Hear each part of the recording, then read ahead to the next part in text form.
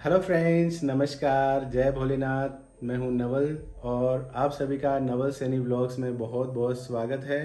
दोस्तों, जब से हम लोगों ने भगवान शिव के 12 ज्योतिर्लिंग की यात्रा की है, तब से लगातार कमेंट्स आते रहते हैं और लोग पूछते रहते हैं कि हम लोग भी भगवान शिव के 12 ज्योतिर्लिंग की यात्रा करना चाहते हैं, तो आप हमें बेस्ट रूट बताइए, कौन सा बेस्ट रूट रहेगा। और बहुत सारे लोग ऐसे हैं जो चाहते हैं कि हम लोग फ़्लाइट से यात्रा करना चाहते हैं, तो फ़्लाइट से रूट बताइए। कुछ लोग ऐसे भी हैं जो चाहते हैं कि हम केवल बस से यात्रा कर सकते हैं, तो बस का रूट बताइए।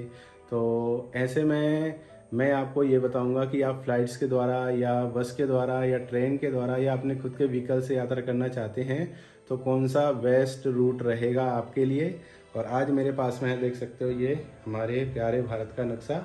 तो ये मैप है और इसमें जहाँ जहाँ पे 12 ज्योतिर्लिंग है वो सब है। और इसके द्वारा मैं आज आपको समझाऊंगा कि किस तरह से आप लोग भी भगवान शिव के 12 ज्योतिर्लिंग के दर्शन कर सकते हो। तो इस वीडियो को एंड तक देखना और चैनल पर नए हो तो सब्सक्राइब कर लेना, साथ में बेल आइकन को प्रेस कर लेना, जिससे आने वाली वीडियो की नोटिफिकेशन आप सभी को मिल सके। दोस्तों, आप लोग देख पा रहे होंगे कि ये है हमारे प्यारे भारत का नक्शा यहाँ पर। तो यहीं से लगा करके ये हमारे इंडिया है, आप लोग जानते ही हैं। और भारत में जहाँ जहाँ भगवान शिव के ज्योतिर्लिंग हैं वो जगह मेंशन करके आपको दिखाना चाहता हूँ। सबसे पहले आप लोगों के मन में बस ये चीज़ आ रही होगी कि जो पहला ज्योतिर्लिंग है वो सोमनाथ ज्योतिर्लिंग है, मतलब ये वाला। तो मान लीजिए पहला ज्योतिर्लिंग ये है, ठीक है। तो ये हमारा पहला ज्योतिर्लिंग है सोमनाथ ज्योतिर्लिंग, जो कि गुजरात में है। और दूसरा ज्योतिर्लिंग है वो है मल्लिकार्जुन ज्योतिर्लिंग, जो कि आंध्र प्रदेश में है। तो और तीसरा ज्योतिर्लिंग जो है वो है महाकालेश्वर उज्जैन। तो दोस्तों, आप लोगों के दिमाग में एक चीज़ चल रही होगी कि अगर हम लोग इस तरह यात्रा करते हैं कि मान लीजिए पहले ज्योतिर्लिंग के दर्शन करें, यहाँ पे गुजरात जाएं, तो गुजरात के बाद में फिर आंध्र प्रदेश आ जाएं, आंध्र प्रदेश के बाद में फिर मध्य प्रदेश आ जाएं, फिर मध्य प्रदेश के बाद में फिर ओंकारेश्वर, इस तरह से अगर आप यात्रा करेंगे तो ये बहुत टफ रूट रहेगा और इस तरह से आप यात्रा नहीं कर पाएंगे। मतलब ये मान सकते हैं कि ये बहुत ही डिफ़िकल्ट रूट रहेगा आपके लिए। तो ऐसे में यात्रा करना आपके लिए अच्छा नहीं रहेगा और ऐसे कोई यात्रा करता भी नहीं है। तो फिर आपको किस तरह से यात्रा करनी है मैं आपको समझा देता हूँ।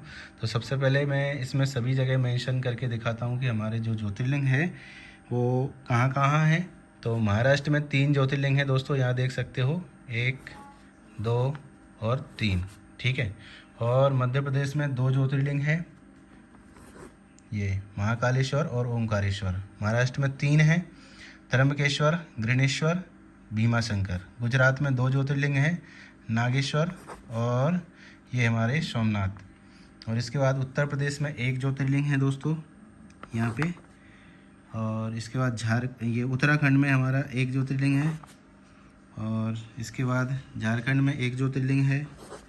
और एक है हमारा भारत के सबसे आखिर में, यानी कि रामेश्वरम। दोस्तों, ये जो ज्योतिर्लिंग हैं हमारे, उनमें आपको मैं बता दूं कि कौन कौन से राज्य में कितने ज्योतिर्लिंग हैं। सबसे पहले आप देख लीजिए कि तमिलनाडु में 1 ज्योतिर्लिंग है और आंध्र प्रदेश में भी 1 ज्योतिर्लिंग है। इसके बाद महाराष्ट्र में 3 ज्योतिर्लिंग हैं, गुजरात में 2 ज्योतिर्लिंग हैं और आप मध्य प्रदेश आएंगे तो 2 ज्योतिर्लिंग के दर्शन कर पाओगे। इसके बाद उत्तर प्रदेश में केवल 1 ज्योतिर्लिंग है। और ऐसे ही हमारे केदारनाथ बाबा जो विराजमान है वो उत्तराखंड में है, तो वहाँ पे भी 1 ज्योतिर्लिंग है। इसके बाद झारखंड में 1 ज्योतिर्लिंग है, बाबा बैद्यनाथ। दोस्तों, देख सकते हो ये हमारे पूरे 12 ज्योतिर्लिंग हो चुके हैं। 1, 2, 3, 4, 5, 6, 7, 8, 9, 10, 11, 12। तो इस तरह से ये हमारे पूरे 12 ज्योतिर्लिंग है। तो ऐसे में अब आपको ज़रूरी नहीं है कि पहला जो ज्योतिर्लिंग है वो ये वाला है तो आपको पहले यहाँ पहुँचना है और फिर इसके बाद ये सब छोड़ देना है और यहाँ पहुँचना है, और इसके बाद ये सब छोड़ के यहाँ पहुँचना है। तो ऐसा नहीं है कि आप इस तरह यात्रा करें। आपकी यात्रा में जो भी सुगम हो और जहाँ पे भी पास में जो ज्योतिर्लिंग पड़ता हो वहाँ से स्टार्ट कर सकते हैं।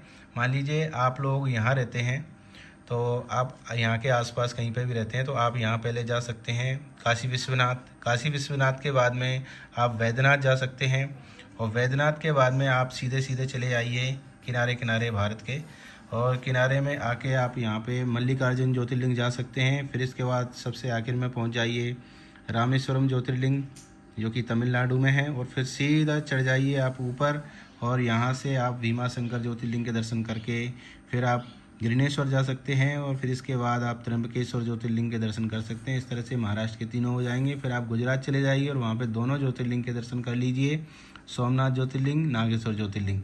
और फिर यहाँ से आप निकल के आप ओंकारेश्वर आ जाइए। ओंकारेश्वर से आप सीधा महाकालेश्वर पास में ही पड़ता है और इसके बाद महाकालेश्वर ज्योतिर्लिंग करने के बाद में आप केदारनाथ ज्योतिर्लिंग कर सकते हैं। तो ये जो मैंने रूट बताया है ये हमारा वाला रूट था, ऐसे ही हम लोगों ने यात्रा की थी।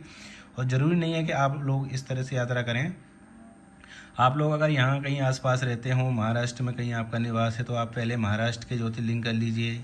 इसके बाद आप गुजरात चले जाइए, गुजरात के बाद फिर एमपी में आ जाइए, एमपी के बाद आप चले जाइए केदारनाथ और फिर वहाँ से आप इधर आ जाइए बनारस, काशी, फिर आप बैद्यनाथ पहुँच जाइए, फिर सीधा आप मल्लिकार्जुन आंध्र प्रदेश पहुँच जाइए। श्री शैलम पर्वत पे ये विराजमान हैं और ये आप आखिर में जा सकते हैं रामेश्वरम। तो इस तरह से आप कर सकते हैं। मतलब मेरा कहने का तात्पर्य यही है कि आपको जहाँ पे भी सुगम रहे और यहाँ से यहाँ जो जब आप यात्रा करोगे, मतलब एक स्थान से दूसरे स्थान जाओगे तो रास्ते बहुत ही सुंदर हैं। मतलब कह सकते हैं कि यहाँ पूरे जो राष्ट्रीय राजमार्ग हैं वो एकदम फर्स्ट क्लास हैं और आपको किसी प्रकार की कोई दिक्कत नहीं आने वाली है। बस आपको थोड़ा सा ध्यान ये रखना है कि जब आप लोग यहाँ से झारखंड जाओगे तो बीच में कुछ एरिया जो है वो नक्सलाइट एरिया है, तो वहाँ थोड़ा सा आप दिन में निकल जाएं तो बेस्ट रहेगा। और इसके बाद फिर आप इस तरह से आप यहाँ पे निकल के जाओगे तो वो भी आप थोड़ा दिन में यात्रा कीजिए। रात में गाड़ी ना ही चलाएं तो बेटर रहेगा। हम लोगों ने रात में बहुत कम गाड़ी यूज़ की थी, केवल एक जगह हम लोगों ने यहाँ से यहाँ तक रात में चलाई थी, वो भी बहुत ख़तरनाक एरिया था, तो गलती से पहुँच गए थे हम लोग। तो और आप लोग इसके ऊपर कोई वीडियो चाहते हैं तो मैं डिटेल से समझा दूंगा इसके बारे में। और बाकी अब अगला वीडियो जो आएगा वो मैं बताऊंगा कि आप अगर ट्रेन से जाना चाहें तो ट्रेन कहाँ से कहाँ तक है, क्योंकि ऐसा तो है नहीं कि आप लोग यहाँ से ट्रेन पकड़ेंगे और यहाँ पहुँच जाएंगे या यहाँ से ट्रेन पकड़ेंगे यहाँ पहुँच जाएंगे, या मतलब सब जगह के लिए एक ट्रेन अवेलेबल नहीं है। तो अलग अलग ट्रेन से आप सफ़र करना पड़ेगा आप लोगों को।